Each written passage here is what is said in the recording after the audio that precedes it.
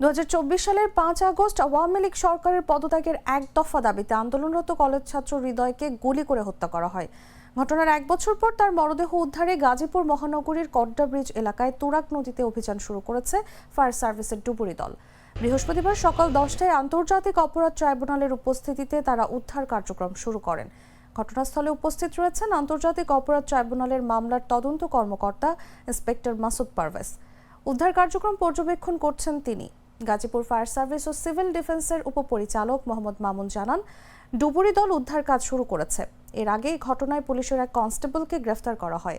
নিহত হৃদয় টাঙ্গাইলের গোপালপুরের আলমনগর গ্রামের লাল মিয়ার ছেলে। তিনি হেমনগর ডিগ্রি কলেজে একাদশ শ্রেণীতে পড়তেন। লেখাপড়ার পাশাপাশি তিনি কোনাবাড়ি এলাকায় অটোরিকশা চালাতেন।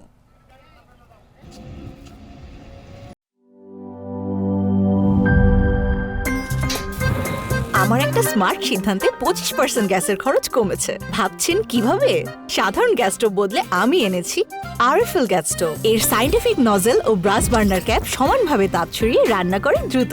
তাই গ্যাসও বাঁচায় 25%, টাকাও বাঁচে 25%। আরএফএল গ্যাস স্টোভ, নিরাপদ ও গ্যাস সাশ্রয়ী।